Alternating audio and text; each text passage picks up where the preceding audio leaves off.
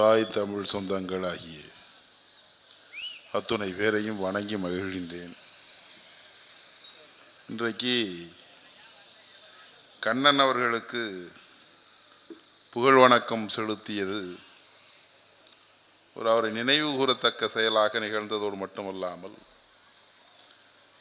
நாம் தமிழர் கட்சி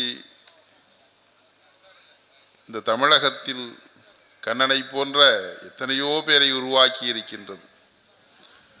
அவர்கள் விதைத்து தந்த விதைகளை வளர்த்து கொண்டிருக்கக்கூடிய அரசியல் பயிர்களாக எத்தனையோ பயிர்களை வளர்த்து கொண்டிருக்கின்றோம்.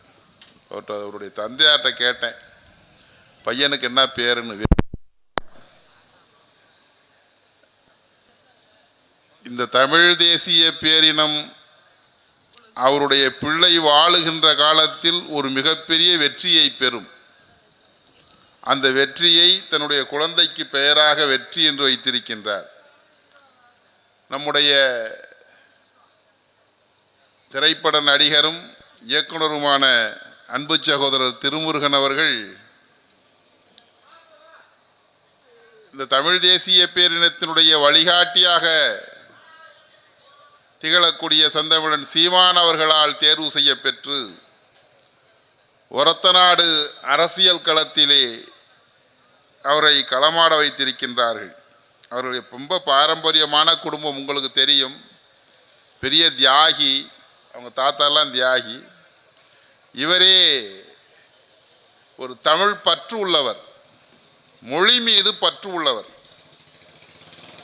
தமிழனை கண்டு எவனும் பயப்புள்ள நாட்டில் உலக அளவில். ஆனால் தமிழன் பேசுகின்ற மொழியை கண்டு அஞ்சினான். அவ்வளவு வலிமையான மொழி இந்த மொழி. உணர்ச்சிகளையும் தூண்டி அறிவை பெருக்கி ஒரு மிகப்பெரிய ஆளுமையாக மனிதரை உருவாக்கக்கூடிய ஆற்றல் படைத்த ஒரே ஒரு செம்மொழி உலகத்தில் தமிழ் மொழிதான். அந்த மொழியினுடைய வலிமையை கண்டு உலகத்திலே இருக்கக்கூடிய தலை சிறந்த அறிஞர்கள்லாம் அஞ்சுறான். அப்படிப்பட்ட மொழி. அந்த மொழி பற்று நம்முடைய சகோதரர் திருமுருகன் அவர்களுக்கு உண்டு.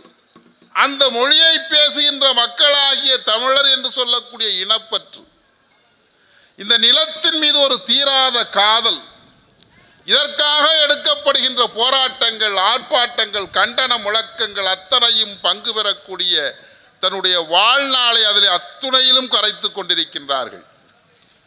இங்கு ஈழப்போர் நடந்த சமயத்திலே அந்த காலகட்டத்திலெல்லாம் கருப்பு கொடி ஏந்தி இந்த பகுதியிலே வலம் வந்த ஒரு மரத்தமிழன்.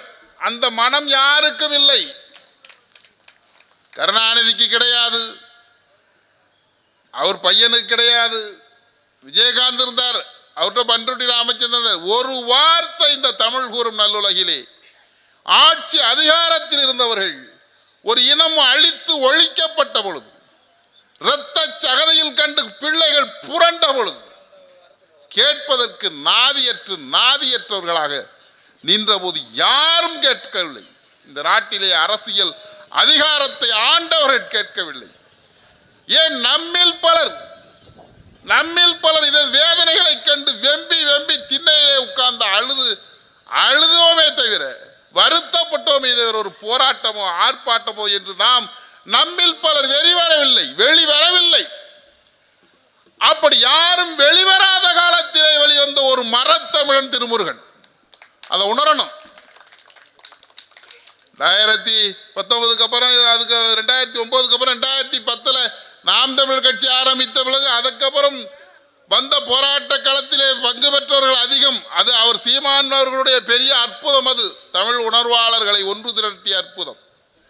ஆனால் இங்கே திருமுருகன் அவர்கள் எந்த பிரதிபலனும் பார்க்காமல், எந்த எதிர்பார்ப்பும் இல்லாமல் மக்கள் வாழ்வியலுக்காக ஒரு குரல் கொடுத்த ஒரு மிகப்பெரிய போராளி. அந்த பற்று அவருக்கு உண்டு.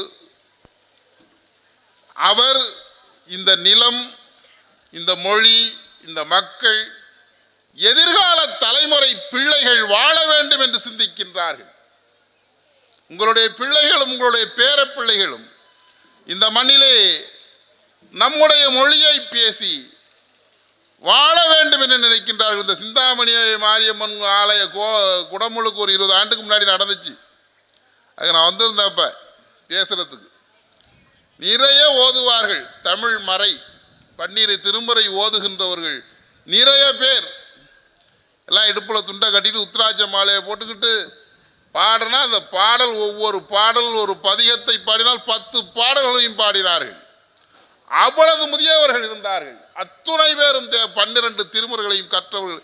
இந்த ஊரிலே உள்ளவர்கள் 12 திருமுறைகளை கற்றவர்களாக இருந்தார்கள். இன்றைக்கு எவ்வளவு பேருக்கு அது தெரியும் தெரியாது. அப்படி வளர்ந்த தமிழ் அந்த நாட்டிலே வளர வேண்டும் என்று ஒரு பேராதரவு கொடுத்து தனங்களுடைய களத்திலே நாம் தமிழர் கட்சி என்று சொல்லக்கூடிய இந்த அரசியல் களத்திலே அவர்கள் பங்கு பெற்று உங்களுடைய வாழ்வியலுக்காக, உங்களுடைய பிள்ளைகள் எதிர்கால தலைமுறை பிள்ளைகளுடைய வாழ்வியலுக்காக அரசியல் களம் காண வந்திருக்கின்றார். அவரை நீங்கள் நல்லா ஆதரிக்க வேண்டும். நாம் தமிழர் கட்சி என்பது இந்த நாட்டிலே புதிதாக உருவாகி இருக்கக்கூடிய கட்சி என்று நினைக்காதீர்கள். இது பன்னெடுங்காலமாக இந்த மண்ணிலே உள்ள கட்சியாகும். சீப ஆதித்தனார் அவர்கள் துவங்கினார்கள். அதன் பிறகு அப்படியே அது காலப்போக்கிலே வந்து இன்றைக்கு செந்தமிழன் சீமான் அவர்களுடைய கரத்திலே இந்த கட்சி இருக்கின்றது.